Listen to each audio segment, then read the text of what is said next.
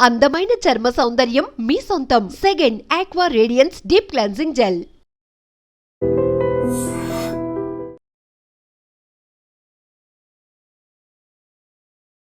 నమస్తే, welcome to I dream. ఇప్పుడున్నటువంటి trending వార్త ఏంటంటే హనీమూన్ జంట, ఇండోర్కి సంబంధించిన హనీమూన్ జంట హనీమూన్కి వెళ్ళి మిస్ అయినరు ఇద్దరు కూడా. ఆ తర్వాత మొన్న 2వ తారీఖున భర్త కుళ్ళిపోయిన స్థితిలో మృతదేహం అయితే దొరికింది. కానీ భార్య సోనం, భర్త పేరేమో రఘువంశీ, భార్య పేరు వచ్చేసి సోనంని మాత్రం దొరకలేదు.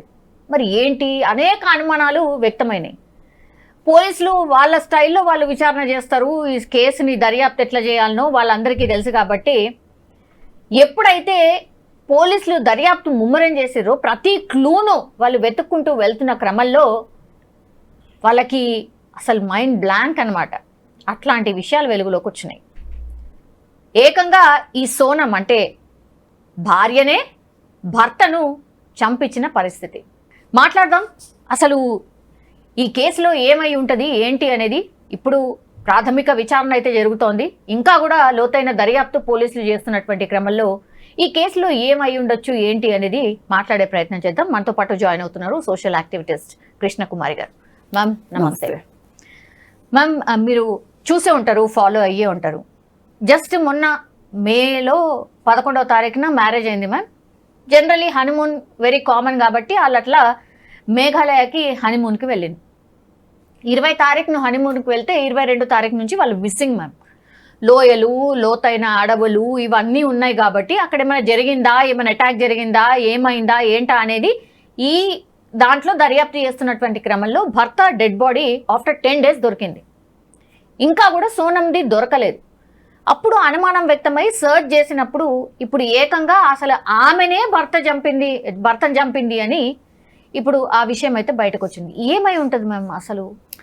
చంపటం కూడా చంపించింది. అవును, చంపించింది.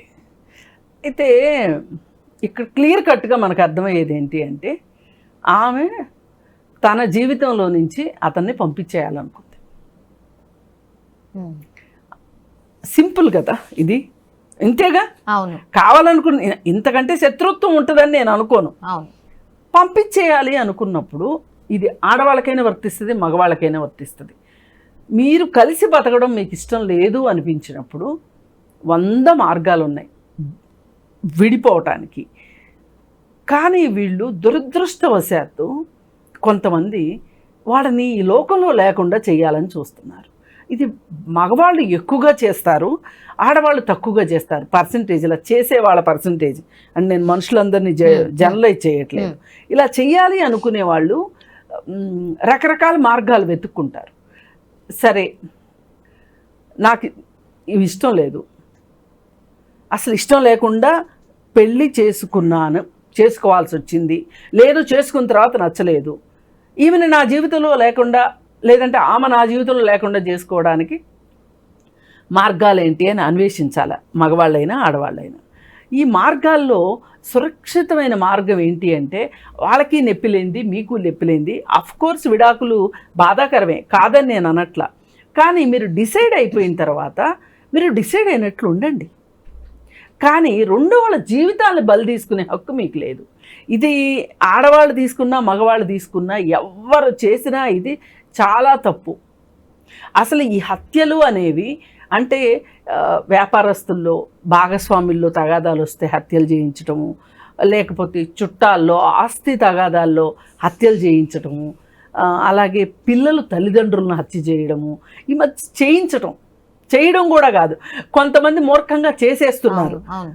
ఎలా చేసినా సరే తెలుసుకోవాల్సింది ఏంటి అంటే చట్టం చెయ్యి చాలా పొడుగ్గా ఉంటుంది. చట్టం వాడాలనుకున్నప్పుడు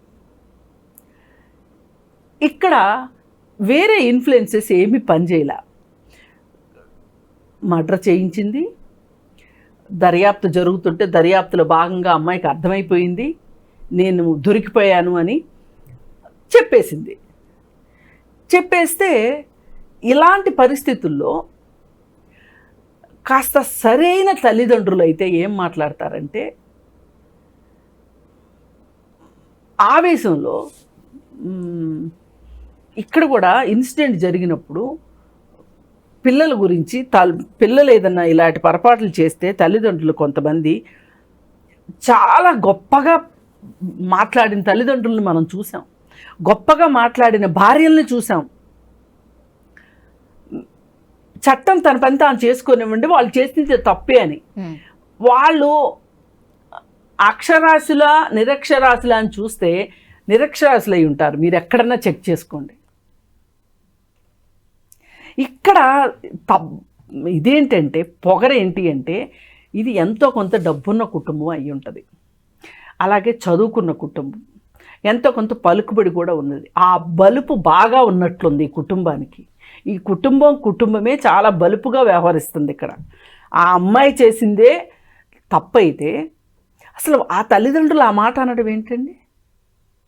పైగా ఆమె బ్రదర్ అనుకుంటా చాలా ఆందోళనలో ఉంది అని మాట్లాడడం. మనిషిని హత్య చేయించిన తర్వాత ఆందోళనలో గాక ఆనంద డోలికల్లో తేలియాడతారా? దొరకకపోతే తేలియాడేదేమో, దొరికిదాకా అసలు ఇలా ఈ కుటుంబాలకు ఏమైంది అనిపిస్తుంది నాకు. వ్యక్తులకు ఏమైంది అని అనిపించటం కాదు, అసలు ఈ కుటుంబాలకు ఏమైంది. ఇప్పుడు అమ్మాయి నేను ఈ పెళ్లి చేసుకోను, నాకు ఇష్టం లేదు చెప్పొచ్చు కదా మ్యామ్. చెప్పే ఉంటుంది ఖచ్చితంగా, చెప్పకుండా ఉంటుందని అనుకోకండి. వాళ్ళకి ఇష్టం లేదు ఆ పెళ్ళి. ఈ అమ్మాయి ఎవరినో ఇష్టపడింది, ఆ తల్లిదండ్రులకు ఇష్టం లేదు. ఇష్టం లేక ఈ అమ్మాయిని మెడలు వంచి, ఇప్పుడు వీళ్ళు ఎండెండి డబ్బాలు పెట్టుకుంటారు, సినిమాల్లో చూపించేదానికంటే ఇంకెక్కువే జరుగుద్ది నిజ జీవితాల్లో.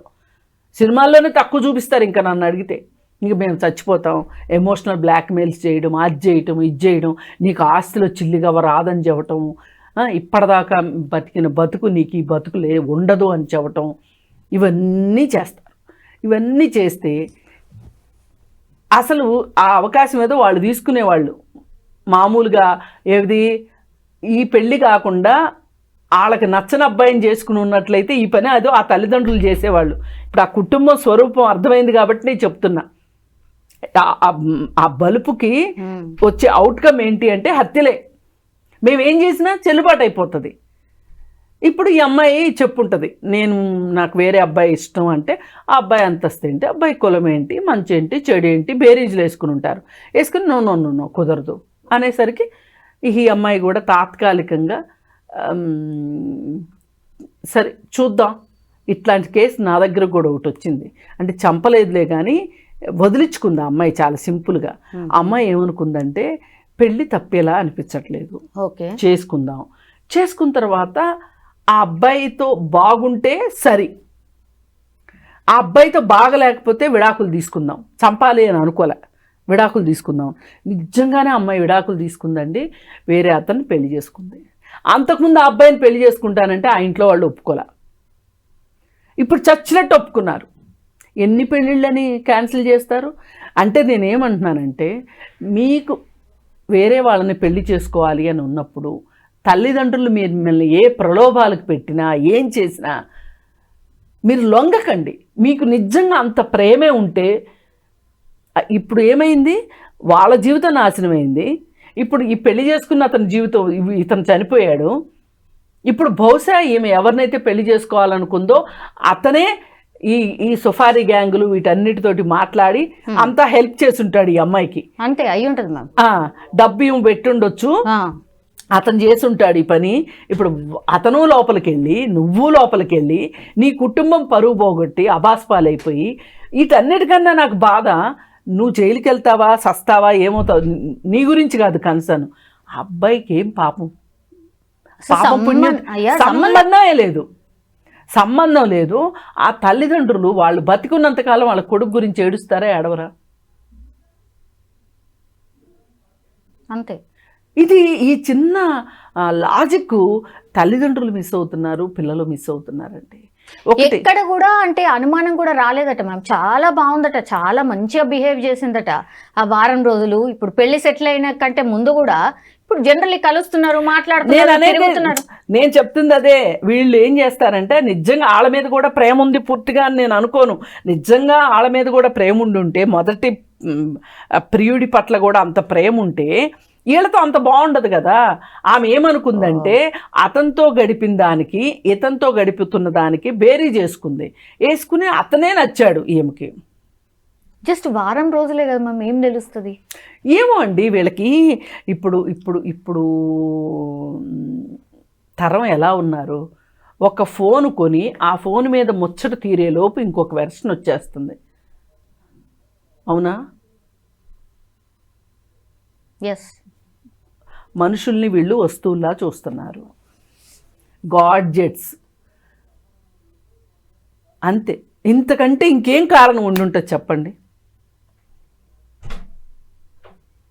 ఇంత మన జీవితాల్లోకి యాంత్రీకరణ వచ్చేసిన తర్వాత, ఇంత టెక్నాలజీ మన జీవితాల్లోకి చొచ్చుకుని పోయిన తర్వాత మనం యంత్రాల కంటే హీనంగా బిహేవ్ చేస్తాం. పైగా యంత్రాలకి దాని ప్రోగ్రాం ప్రకారం అది పనిచేయటమే దానికి తెలుసు. టెక్నాలజీకి అంతకుమించి పనిచేయటం రాదు. అంతకుమించి ఏమన్నా చేయాలని చూస్తే షట్ డౌన్ అయి కూర్చుంటుంది. మనిషి అలా కాదు. కోతి బుద్ధి, చంచలమైన బుద్ధి. దానికి ఒక కుటుంబ విలువలు కానీ, ఒక సామాజిక విలువలు కానీ, చట్టం పైన గౌరవం కానీ, జాలి దయ కరుణ కానీ ఉండి ఉన్నట్లయితే, సరే బాస్ నీకు నాకు నడవదు, నాకు వేరే అతను ఉన్నాడు, నేను అతను మర్చిపోలేకపోతున్నాను, మనం విడాకులు తీసేసుకుందామంటే. అసలు కొన్ని కేసులు వింటుంటే ఎంత బాధ అనిపిస్తుందంటే, ఇప్పుడు మగవాళ్ళు ఏం చేస్తున్నారంటే, వాళ్ళకి ఆల్రెడీ రిలేషన్స్ ఉన్నా కానీ ఏదో ఒక మభ్యపెట్టి పెళ్ళయిన తర్వాత ఇది ఎక్కడికి పోదు ఈ పెళ్ళాము అని ఈ పెళ్ళాంతో ఆమెతో రిలేషన్ కంటిన్యూ చేయగలిగే అవకాశాలు మగవాళ్ళకి బాగా ఉన్నాయి సమాజంలో. ఆడవాళ్ళకి అలా లేదు. ఆడవాళ్ళు 2 కుటుంబాలను ఏకకాలంలో నడపలేరు, కుటుంబాలుగా నడపలేరు. వివాహేతర సంబంధాలుగా నడపగలుగుతారు, ఓకే, కుటుంబాలుగా నడపలేరు. ఇప్పుడు ఈ ఇంట్లో ఒక 6 గంటలు, ఆ ఇంట్లో ఒక 6 గంటలు, ఆఫీస్లో ఒక 6 గంటలు గడపగలిగే పరిస్థితి ఉండదు ఆడవాళ్ళకి. ఇది మగవాళ్ళకి సాధ్యమవుతుంది. ఈ కారణం కూడా ఒకటి. అంటే నేను అలా కావాలని నేను అనట్లేదు, దయచేసి అర్థం చేసుకోండి, రీజన్స్ చెప్తున్నా. మగవాళ్ళు ఎందుకు అలా బిహేవ్ చేయగలుగుతారు అంటే 2 సంబంధాలని ఎలా ఏకకాలంలో నడపగలుగుతారు. ఆడవాళ్ళు దొంగతనంగా నడిపించగలరు తప్పితే దొరతనంగా నడిపించలేరు. ఇప్పుడు మగవాళ్ళకి 2 చోట్ల పిల్లలు ఉంటారు, ఇక్కడ పిల్లలు ఉంటారు, అక్కడ పిల్లలు ఉంటారు. ఒక మహిళకి అది సాధ్యమా? కాదు. అందుకని వీళ్ళు ఏం చేస్తారంటే, కొత్త ప్రియుడితోనో కొత్తగా భర్తని చేసుకుందాం అనుకునే అతనితోనో కలిసి వీళ్ళు పన్నాగాలు పన్ని ఆ భర్తని చంపాలి అనుకుంటారు. కానీ చట్టం చూస్తుంది. పైగా వాళ్ళు ఏ టెక్నాలజీ వల్ల మీరు ఇంత దరిద్రంగా తయారయ్యారో ఆ టెక్నాలజీ మిమ్మల్ని పట్టిస్తుంది. అవును, ఎస్. మీ ఫోన్ కాల్స్, అదే ఇప్పుడు కీలక ఆధారం అదే అయిందట. ఫోన్ కాల్సే. ఇప్పుడు సీసీ కెమెరాలు, ఫోన్ కాల్స్ లేకపోతే ఒక హంతకుడిని జీవితకాలంలో పట్టుకోలేరండి, దొరకరు. ఇంతకుముందు అన్సాల్వ్డ్ కేసులు పోలీస్ స్టేషన్లో ఎక్కువ ఉండేవి. ఇప్పుడు ఎందుకు ఇట్లా చక్క సాల్వ్ అవుతున్నాయి? రీజన్ టెక్నాలజీయే. మీరు ఇది అర్థం చేసుకోండి. చదువుకున్నారు, ఫోన్లు చూడడం తెలుసు, టెక్నాలజీ మొత్తం తెలుసు, యూట్యూబ్లో చూస్తే మీకు అన్నీ దొరుకుతున్నాయి, ఆన్లైన్లో అన్నీ దొరుకుతున్నాయి. ఇప్పుడు కొంతమంది ఇంటికి కత్తులు ఆన్లైన్లో ఆర్డర్ చేసి కత్తులు తెప్పించుకుని ఆ కత్తులతో హత్యలు చేస్తున్నారు. ఇప్పుడు మీకు ఇంత టెక్నాలజీ తెలిసినప్పుడు మిమ్మల్ని పట్టుకోగలిగిన టెక్నాలజీ కూడా ఉంటుందని మీరు ఎందుకు అనుకోరు? అయితే చంపడం ఏంది మ్యామ్ అసలు? నేనేమంటా, ఇప్పుడు వీళ్ళు ముందే చెప్పేశాను నేను, వీళ్ళు యంత్రాల్లాగా తయారయ్యారు. వీళ్ళకి మనుషులు ఒక గాడ్జెట్స్ లాగా కనిపిస్తున్నారు, పప్పెట్స్ మాదిరిగా అనిపిస్తున్నారు. వాళ్ళకి మనసు ఉంటుంది, వాళ్ళకి హృదయం ఉంటుంది, వాళ్ళకి తల్లిదండ్రులు ఉంటారు అనేది జ్ఞానం. ఈ అమ్మాయి ఖచ్చితంగా ఇలా చేయకుండా, ఒక్కవేళ తల్లిదండ్రులు నీకు వేరే అతన్ని ఇచ్చి పెళ్లి చెయ్యను అంటే, కష్టమైన నష్టమైన సుఖమైన ఏదన్నా కానీ నేను అతనితోనే బతుకుతాను అని చెప్పి సంవత్సరాలు వెయిట్ చేసి చేసేవారు. పెళ్ళిళ్ళు చేసుకున్న వాళ్ళని నేను చూశాను. అవును అవును ఉంటున్నారు. నాకు తెలుసు, నేను చూశాను నా కళ్ళతో. వాళ్ళకి అసలు హ్యాట్స్ ఆఫ్ చెప్పాలనిపిస్తుంది రియల్గా. ఇప్పుడు ఆ తల్లిదండ్రులు కూడా మెచ్చుకోవాలి. ఒక రోజు కాకపోతే ఒక రోజుకైనా ఒప్పుకున్నారు. ఇది ఇది చాలా నిజంగా చదువుకున్న అమ్మాయి, ఉద్యోగం కూడా చేస్తున్న అమ్మాయి, కాస్త ప్రపంచ జ్ఞానం ఉన్న అమ్మాయి, నేను ఒక అతన్ని ఇష్టపడుతున్నాను అంటే వీళ్ళు అంటే మరీ వెళ్ళిపోయి అడగగానే పెళ్లి చేసేయమని కాదు, కానీ వీళ్ళు కూడా కొంత టైం ఇచ్చి, వీళ్ళు కూడా కొంత టైం తీసుకుని ఓపిక్గా తల్లిదండ్రులు కూడా, వాళ్ళ తల్లిదండ్రులు కూడా మారాల్సిన అవసరం ఉంది. తల్లిదండ్రులు మారకపోవటం కూడా, ఇప్పుడు తల్లిదండ్రుల యాటిట్యూడ్ కూడా ఈ హత్యకు ఒక కారణం. పోనీ ఈ అమ్మాయికి ఎవ్వరూ లేరు అనుకుందాం, మా అమ్మాయి ఆ పని చేసి ఉండదు అని చెప్పి వీళ్ళు అంటున్నారు అంటే వీళ్ళు ఎంత దుర్మార్గులు అయ్యి ఉంటే అంటారు. చట్టం తన పని తను చేసుకుని పోతుంది అంటే అయిపోతుంది కదా సింపుల్గా. అయినా వెనకేసుకు రావాలి, కాపాడుకోవాలి ఇప్పుడు ఫస్ట్ కూతుర్ని. ఇది అసలు దుర్మార్గం. అక్కడ చనిపోయినోడు ప్రాణానికి విలువ లేదు. నీకు ఒక ప్రాణాన్ని తీసావు, నీకు బతికే హక్కు లేదని కూతురు గురించి మాట్లాడాల్సిన వాళ్ళని వాళ్ళు మా అమ్మాయి అలా కాదు, పోలీసులు ఏదో చేశారు అని చెప్పి ఇప్పుడు ఆ అమ్మాయిని ఏం చెప్తారంటే ఎమోషనల్ బ్లాక్మెయిల్ చేసి మా అమ్మాయిని ఒప్పించారు అని చెప్పి వీళ్ళు చెప్పాలని చూస్తారు. కానీ వాళ్ళకి చాలా సాక్ష్యాధారాలు దొరికి ఉంటాయి ఈ పాటికి. ఫోన్ కాల్ ఆధారంగా అన్నారు కదా, దాన్ని బట్టి ఈ సుపారీ తీసుకున్న గ్యాంగ్కి ఈ అమ్మాయికి మధ్యలో మాటలు నడవటం కానీ. అవును, ఇప్పుడు నిన్న మొన్న రిలేటివ్గా ఒక కేసు గురించి మాట్లాడుకుంటే, ఒక అతను పెళ్ళి చేసుకుంటాను అని చెప్పి ఒక అతన్ని చెప్పింది ఒక అమ్మాయి. మళ్ళీ ఆ తరువాత మ్యాట్రిమోనీలో చూసి ఇంకొక అబ్బాయిని పెళ్లి చేసుకోవాలని చెప్పి డిసైడ్ చేసుకుంది. చేసుకున్న క్రమంలో ఆ ఫస్ట్ చేసుకోవాలి అనుకుంటున్న అబ్బాయితోటి వాళ్ళకి ఏదో చిన్న తేడా వస్తే ఆ కోపంలో ఈ అమ్మాయి మ్యాట్రిమోనీని అప్రోచ్ అయిపోయింది, ఇంకో పెళ్లి కొడుకుని చూసేసుకుని ఇతను కొంచెం ట్రావెల్ చేసిన తర్వాత ఈ అమ్మాయితో నాకు కష్టము అని చెప్పి ఇతను నేను పెళ్లి చేసుకొని పొమ్మంటే ఇతని మీద కేసు పెట్టింది ఆ అమ్మాయి. నన్ను అత్యాచారం చేశాడు అని చెప్పి పోలీస్ స్టేషన్లో కేసు పెట్టింది. అప్పుడు పోలీసులు మరి నీకు అసలు ఎందుకు అనుమానం వచ్చిందయ్యా అని అడిగితే, నేను కొన్ని ఫోన్ చాట్స్ చూశాను, ఆ చాట్స్ని బట్టి ఆ అమ్మాయి వేరే వాళ్ళని కాదని, అంటే నీకంటే సరైనోడే నాకు దొరుకుతాడు, నీకంటే బకరానే దొరుకుతాడు నాకు, అది ఇదని చాట్ చేసింది, ఆ చాట్ చూశాక నాకు డౌట్ వచ్చింది అని చెప్తే, ఆ చాట్ అవునా కాదా అని పోలీస్ డిపార్ట్మెంట్ ఎంక్వైరీ చేస్తే ఆ చాట్ నిజమని తేలింది. కేసు కొట్టేశారు. ఇలాంటి విషయాలన్నీ నా చిన్నప్పటి నుంచి నేను ఏం విన్నానంటే, ఇలాంటివి 99% మగవాళ్లే చేస్తారు అనుకునే పరిస్థితి ఉండేది. ఇవాళ ఆడవాళ్ళు కూడా దానికి తెగబడిపోతున్నారు. రీజన్ ఏంటి అంటే చదువుకోవడం వల్ల అని నేను అనను, ఉద్యోగం చేస్తున్నారని అందువల్ల ఇలా చేస్తున్నారని నేను అనను. కానీ వీళ్ళు క్రైమ్ చేయడంలో మేము కూడా ఏం తక్కువ కాదు అనే ఒక మనస్తత్వంలోకి వీళ్ళు వెళ్ళిపోతున్నారు. కానీ మనము మూడో స్టెప్ దాకా ఆలోచించకుండా ఏమంటున్నాము, ఆడపిల్లల్ని చదివించేస్తున్నారు, వాళ్ళకి ఉద్యోగాలు వచ్చేస్తున్నాయి, వాళ్ళకి స్వాతంత్రం ఎక్కువైపోయి ఇలాంటి పనులు చేస్తున్నారు అని అంటున్నారు. కాదు, చదువు అక్కర్లా ఇలాంటివి చేయడానికి, ఉద్యోగాలు అక్కర్లే, బుద్ధి సరిగా లేకపోతే సరిపోతుంది.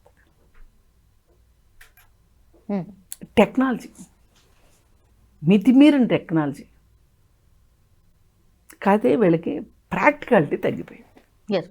ఈ కేసులో వాళ్ళు అంటే జనరల్లీ ఏ పేరెంట్ అయినా అదే కోరుతారు, సేమ్ మా కొడుకునైతే ఎట్లయితే చంపించిందో ఆమెకు కూడా అదే శిక్ష పడాలి అని పాపం వాళ్ళ అంటే ఎవరైతే చనిపోయాడో వాళ్ళ పేరెంట్స్ కోరుతున్నారు. మ్యామ్ ఏం శిక్షలు పడితే అసలు ఇట్లాంటి అంటే, ఒకటి మన దగ్గర ఇన్స్టంట్ జస్టిస్ కరెక్ట్ కాదు, స్పీడీ జస్టిస్ కావాలి. ఇన్స్టెంట్ కాదు కానీ స్పీడీ. ఇన్స్టెంట్ జస్టిస్ అంటే ఏంటి, ఎక్కడి నుంచి అయితే ఆ అబ్బాయి వాళ్ళు ఎలా అయితే హత్య చేశారో ఈ అమ్మాయిని కూడా అలా హత్య లేదు, పోలీసులు ఎన్కౌంటర్ చేయటాలు, ఇవన్నీ ఇన్స్టంట్ జస్టిస్లు. ఇన్స్టంట్ జస్టిస్ వల్ల ప్రయోజనం లేదు. ఇది ఖచ్చితంగా 10 ఏళ్ళు అట్లా కాకుండా ఖచ్చితంగా 1 సంవత్సరం లోపు, లేదు అనుకుంటే సంవత్సరంన్నర లోపు తేలిపోవాలి ఈ కేసులో. ఇలాంటివి నిరూపించడం కూడా చాలా ఈజీ. కానీ ఏం చేస్తారంటే డబ్బులు ఇచ్చి తల్లిదండ్రులు ఛార్జ్ షీట్ వేయకుండా మేనేజ్ చేయడము, అలాగే సాక్షులు ఎవరైనా ఉంటే వాళ్ళని బెదిరించటము, ఇదంతా తల్లిదండ్రులు చేసే ప్రాక్టీసు. ఇవి చేయనివ్వకుండా ఈ కేసుని, అంటే ఇట్లాంటి కేసులకి అంటే మన దగ్గర కోర్టులు కూడా తక్కువ ఉన్నాయి, కేసులు కూడా విపరీతంగా పేరుకుపోయినాయి, జడ్జీలు చాలా తక్కువ మంది ఉన్నారు. ఇలాంటి కారణాలతోటి ఇట్లాంటివి సంవత్సరాలు పడుతున్నాయి. అందుకే మనం పోక్సో దానికి స్పెషల్ కోర్ట్స్ వచ్చినాయి. అట్లాగే కొన్నిటికి స్పెషల్ కోర్ట్స్ కావాల్సిన అవసరం ఉంది.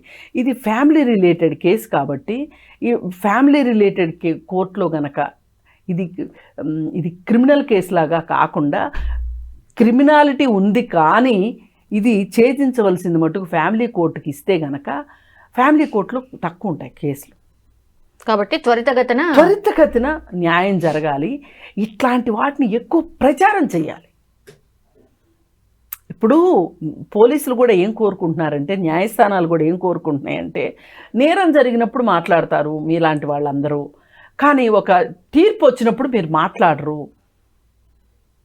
చట్టాల పట్ల అవగాహన కల్పించరు అని మాలాంటి సోషల్ యాక్టివిస్టుల మీద, మీలాంటి మీడియా ఛానల్స్ మీద వాళ్ళు దుమ్మెత్తిపోస్తున్నారు ఒక రకంగా. వాళ్ళు అనేది కూడా కరెక్టే. మనం కూడా ఏంటి అంటే ఎప్పటికప్పుడు సెన్సేషన్ కోసం చూడటం కంటే కూడా అవగాహన కోసం కూడా చూడాలి. తల్లిదండ్రులకు అవగాహన, ఇందులో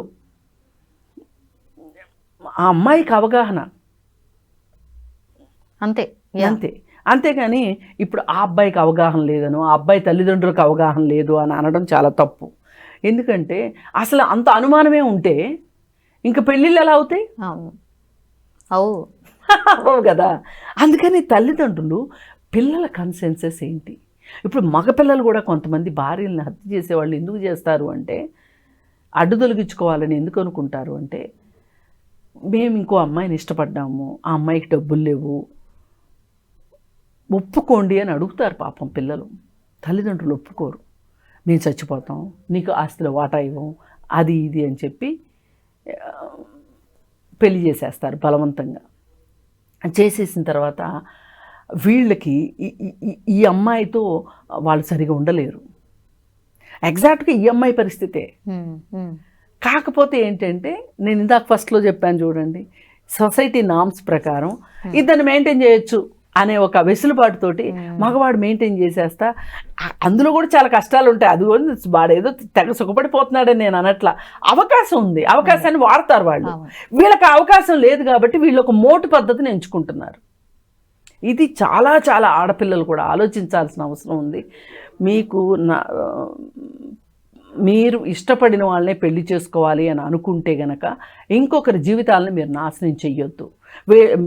ఆగండి, 5 ఏళ్ళు 10 ఏళ్ళు ఆగండి, చేసుకోండి. మీ తల్లిదండ్రులకే విసుకొస్తుంది మీ ప్రవర్తన పట్ల.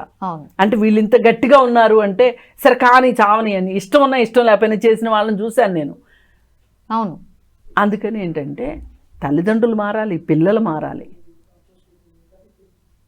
లేనప్పుడే ఇలాంటి హత్యలు జరుగుతాయి. ఎవ్వరికి ఒక ప్రాణిని హతం చేసే హక్కు లేదు. ఈ కేసు మట్టుకు, ఇట్లాంటి కేసులు మట్టుకు త్వరితంగా పరిష్కారం జరగాలి. మనం కూడా ఎక్కువ మాట్లాడాలి.